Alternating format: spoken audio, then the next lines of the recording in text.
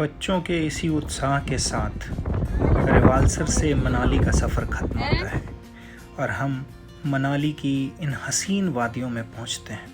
मनाली पहुंचकर हम अपनी थकान उतारने सबसे पहले पहुंचे मनाली के वशिष्ठ टेम्पल में, जो मनाली के मॉल रोड से 3 किलोमीटर की दूरी पर है।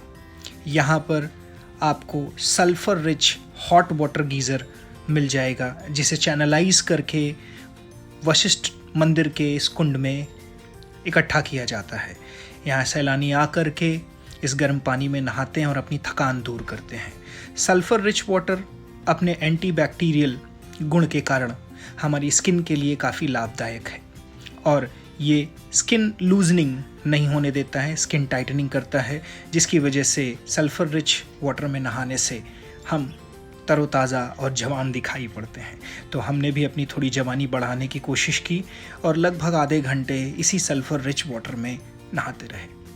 आसपास का आर्किटेक्चर आपको पुराने समय के जितने भी होली बाथ कुंड हुआ करते थे उनके जैसा दिखाई पड़ेगा। यह प्रक्रिया बैलेनोथेरेपी कहलाती है। कुंड में स्नान करने के बाद वशिष्ठ मंदिर के इस आर्किटेक्ट को मैं निहारता ही रह गया। हिमाचल में मुख्यतः 4 प्रकार के टेम्पल आर्किटेक्ट हैं। मनाली में हम मुख्यतः 2 प्रकार के टेम्पल आर्किटेक्ट देखते हैं। यहाँ पर जो शैली हम देख रहे हैं इसे शिखर शैली या पेंट रूप्ड शैली कहते हैं। इसी के साथ साथ मनाली में जो हिडिंबा मंदिर है वो पेगोडा शैली में मिलता है। यहाँ पर आप हिडिंबा मंदिर के पेगोडा शैली को देख सकते हैं, जो मुख्यतः बर्फ से बचाव के लिए बनाया जाता है। वशिष्ठ मंदिर का ये आर्किटेक्ट अपने काष्ठ कुणी काम के लिए जाना जाता है। काष्ठ मतलब लकड़ी। यहाँ पर पत्थर और लकड़ी को एक साथ जोड़ा गया है। काष्ठ कुणी एक बहुत रेयर आर्किटेक्चर है। यह कला बहुत महंगी होने के कारण अब आम व्यक्ति इसको अफोर्ड नहीं कर पाता है, जिसके कारण अब बनने वाले घरों में इसका प्रयोग नहीं होता है। इसका इस्तेमाल अब सिर्फ मंदिरों में ही होता है। काष्ठ कुड़ी में लकड़ियों को जोड़ने के लिए कील का इस्तेमाल नहीं किया जाता है, बल्कि लकड़ियों को लकड़ियों के साथ ही जोड़ा जाता है। काष्ठ कुड़ी का एक प्रशिक्षित कारीगर प्रतिदिन 5,000 रुपये की मेहनताना लेता है, जिसकी वजह से ये बहुत महंगी हो जाती है और आम जन इसे अफोर्ड नहीं कर पाते हैं और यह अब मंदिरों तक ही सीमित रह गई है। ऐसा ही एक मंदिर मनाली के मॉल रोड पर बना हुआ है। ये जो मंदिर आप देख रहे हैं ये दुर्गा माता का मंदिर है। तो जब भी आप मनाली जाएं इन मंदिरों को ज़रूर विज़िट करें। मंदिर से स्नान के बाद हम बाहर निकले तो बच्चों को ये सुंदर से फ्लपी से बनी दिख गए। उन्होंने ज़िद की इनको गोद में उठाने की और इनके साथ खेलने की। डार्विन तो बहुत इंक्विजिटिव होने लगा और बनी को पकड़ने लगा। फिर उन्होंने बनी को लिया, उनके साथ कुछ फ़ोटो खिंचाई और फाइनली डार्विन उसको छोड़ने को तैयार नहीं था। बेचारा बनी अपनी जान की भीख मांगने लगा, पर ये दोनों नन्हे शैतान उसको छोड़ने को बिल्कुल भी तैयार नहीं थे।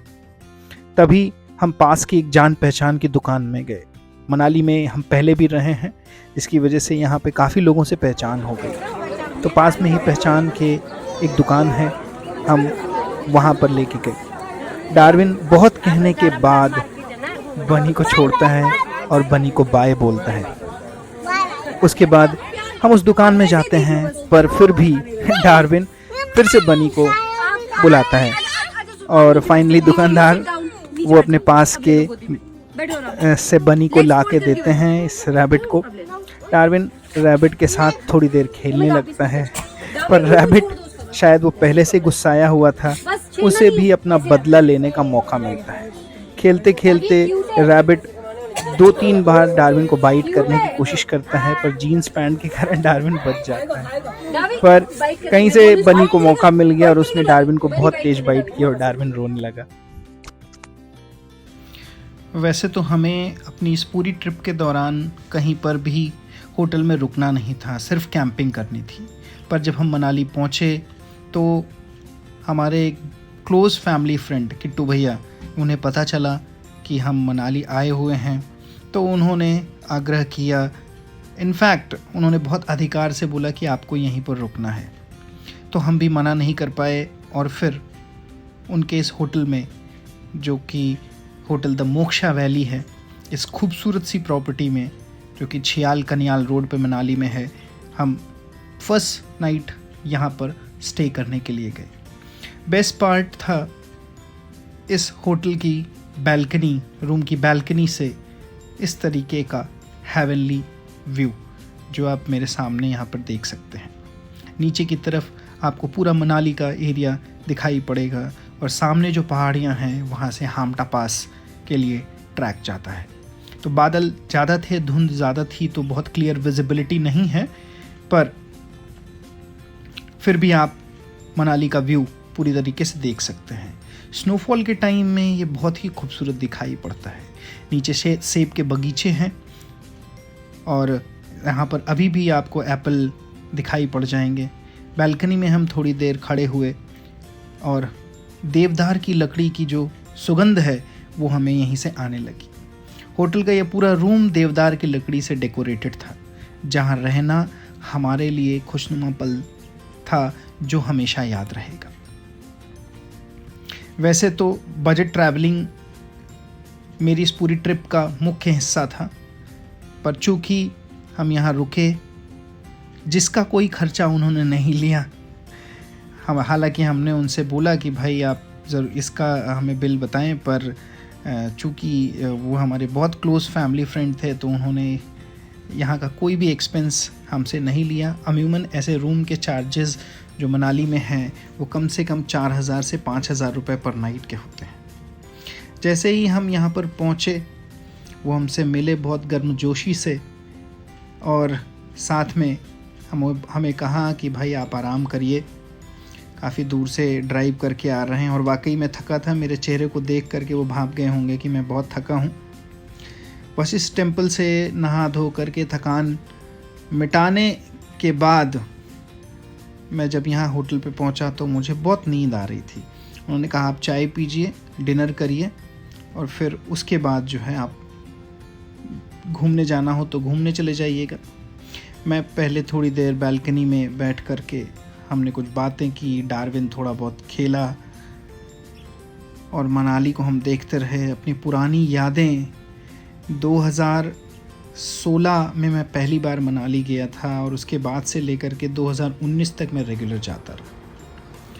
जल्द ही हमें दर्पण ने रूम में टी सर्व की और टी के साथ ही बहुत क्रंची सी बेकरी आइटम हमें सर्व किए गए। उसका मज़ा लिया हमने और डिनर, थोड़ी देर के बाद डिनर ऑर्डर किया।